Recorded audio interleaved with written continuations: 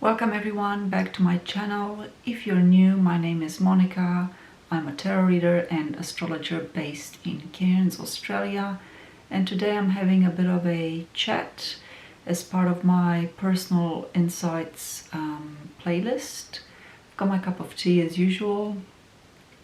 And I thought a while about whether I should do this video or not, but in the end, obviously, I decided to proceed. So, as the playlist suggests, these are just my personal insights and experiences being a tarot reader and working as a tarot reader. And today I want to talk about a particular experience that I had back when I was a younger reader. Now, I need to clarify that by young, my age at the time was 30 years old. And I know that for any of you that are in your teens or even 20s, 30 might seem ancient. However, for a working tarot reader, that is actually fairly young. And this particular experience relates to a time when I agreed to do readings at a bit of a fair. It was one of those sort of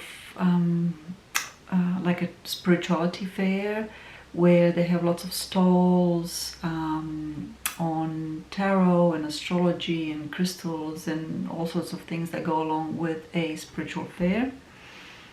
And I decided to go ahead and do this. I put my name down for one of the 2 days that this fair was on, and I rocked up there not really knowing what to expect. I had already read for paying clients by this stage, so this wasn't like a completely new experience to me, but I was still fairly fresh as a practicing tarot reader.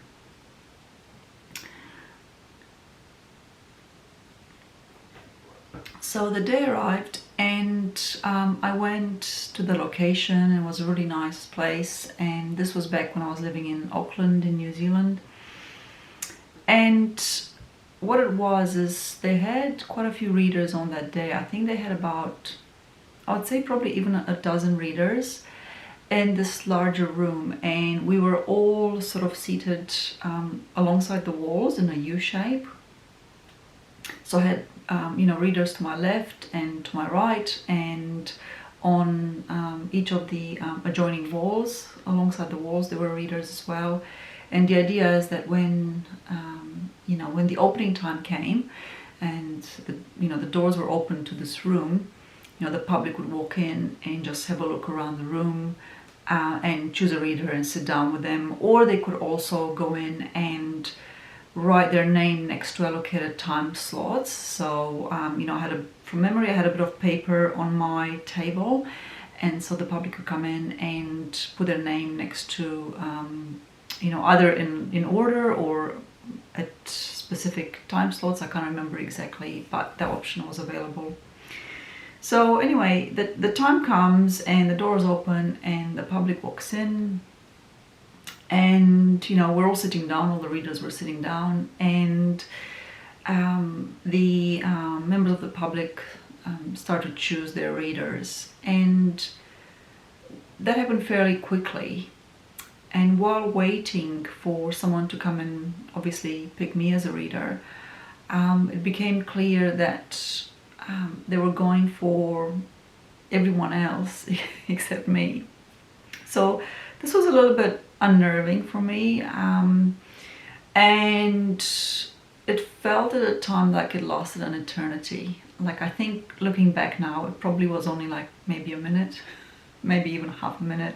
I really can't recall. I didn't have a timer with me, but I do recall feeling this mixture. It was a mixture of feelings.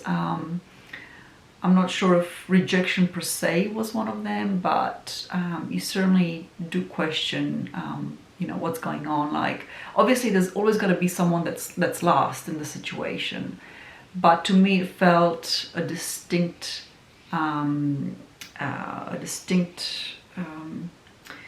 delineation, and that all the other readers had someone that they were already reading for, and I was basically sitting on my own, sort of still waiting for someone to come and choose me as a reader. Now, I've thought about that since, about that moment, and there can be so many reasons why that was, okay? So one of the reasons could be, my temperament. I agree, I'm not one of those really bubbly, easy to talk to people when you first meet me. And for any astrologer buffs out there, those of you who are into astrology, you know that your temperament and your personality is denoted not so much by your sun sign or even your moon sign, but by a place in the horoscope called the ascendant. Okay, so when someone walks in a room, what you're really seeing is their ascendant. And I have my ascendant in Capricorn, which is a very serious placement. It's an earth sign. It's serious. It can be melancholic. It's not really the bubbly, chatty personality. Okay, that's not me, and that is just who I am. Okay, I'm not going to change to be something else for anyone else, for YouTube or any other social platform, or when I read for clients. Obviously, I try not to be aloof, like I'm mindful of it, but I'm not going to deliberately alter my personality to be something that I'm not, or to appear that way. So I acknowledge that can certainly be a reason. I'm not denying that. Maybe also the energy around me, or the energy that I was giving wasn't the right energy. Like I'm not discounting these factors at all, okay?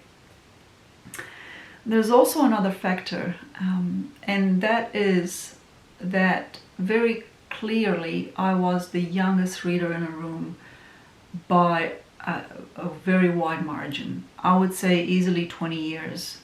So I was about 30 at the time, and I would say that the next youngest reader would have been in their late 40s, very, very easily. I also was new to the tarot reading world, and I wasn't on social media. This is quite a while back now, but basically I hadn't built a historical line of clientele or got my name out, so to speak. So that can also be a reason. Okay, so there's actually a few reasons here, but if I had to choose any of these reasons, I would say that my age was by far the greatest factor.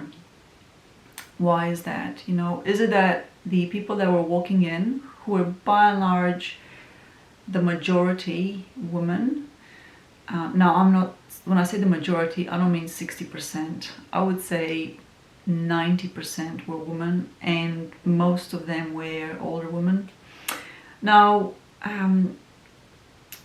could it be that that they were deliberately, what do you call it, reverse ageism, when people discriminate on you because you're so young, as opposed to what typically happens where people discriminate against an age group because they're older. And I've thought about that, and while it might appear that way, I don't think it's deliberate at all. Maybe it's a little bit unconscious, but I don't think it's deliberate. And have a think about it. If you're a tarot reader, or if you're thinking about seeing a tarot reader, or you have seen a tarot reader in the past, why do people go and see a tarot reader? There can be a few reasons, but primarily, they have an issue or a problem, and they wish to have some guidance, and that guidance sits outside of mainstream conventional modalities where you receive guidance. So I'm talking about therapeutic processes and services like psychology, counseling, there's a few others like seeing a doctor, and so on and so forth. Tarot readers sort of play a little bit of that role, but obviously we work with the cards, and yes, I do divine through the cards, and that's a separate topic of itself. But what I'm trying to get at is that people come and see a tarot reader when they have a particular issue, and sometimes those issues are fairly significant issues. And if you come to a tarot reader with problems that are weighing down on you. Think about it. You want someone that has a bit of life experience, that can at least perhaps relate to what you're going through. Now, it doesn't mean that a younger tarot reader will not give you value for your tarot reading. It doesn't mean that the cards, that come through won't be of help or guidance. Absolutely not. But I think that people in generally, when they talk about life problems, I think they find it easier to go to someone that they feel has some life experience in those areas or has learned a few things. Now, there's a really good disclaimer here, and there's something that I need to point out in regards to this. And that is that, of course, not all older people have wisdom. Just because you've clocked up a few decades under your belt doesn't make you wiser by default. And in fact, I'm sure that you and I know plenty of people that are older, including family members, who instead of learning from life in more positive ways, have allowed their life experiences to make them even more rigid, inflexible, bitter, fearful, and just overall negative. So, there's the other side of the coin with choosing someone who's older, is that you've got to be really careful and really know the person that you're going to see and what they've gone through and how those experiences have shaped them for that reading, for that exchange to be meaningful and to be of help and use for you. So I don't think, coming back to what I'm trying to extract here, is that I don't think that the people that came into that room were going deliberately, oh, she's young, I'm definitely not going to pick her. I just think that they naturally gravitated towards older women because they felt that they have more experience in life and also perhaps more experience as readers itself. I don't doubt that at all. Having read for a while now, if you, let's say a common reason why some people see readers to ask about their children, this is actually quite common. I've had women come and sit in front of me, and yeah, they might ask 1 or 2 questions about their life, but what they really want to get at is, what they really want to ask, and what they do ask eventually is about the children and the issues that their children are going through. And often when I say children, I'm not talking about a 6-year-old, I'm talking about teenagers, early 20s, that sort of age group. And I understand that if you have those particular questions, then you would prefer someone that has some experience with having had children, perhaps. But I have to say, I don't think that not having those experiences makes you not as good as a reader, because ultimately, the cards will answer the question, and you as a reader will interpret that question for the person in front of you. So they'll still receive an answer. But I do think there's that element about a reading that involves a bit of, I don't want to say counseling because I'm not a practicing counselor, but you sort of perform that function in a sense. You have a conversation with the person. People come to a reader because they want to feel heard, and they also want some answers to their problems that perhaps other modalities have not been able to give them. But they also, it's a bit of a cathartic release for a lot of people when you can talk about these things. And I don't know you from a bar of soap. I have no idea who you are. And likewise, we don't have any relationship between that, except for that 20 minutes that we sit down, or half an hour or an hour, depending on the circumstance. So I just wanted to, do this video, and I certainly want to encourage any younger readers not to be discouraged by it, but if it does happen to you and you are a younger reader, know that it has happened to others, obviously. I'm sure I'm not the only one. And actually I have another experience that's similar to this. A few years later, when I moved to Australia, and I met my now husband, and his dad had a bus, one of those Toyota coaster buses that was converted, so it had a bed and a fridge and all the glamping luxuries in it.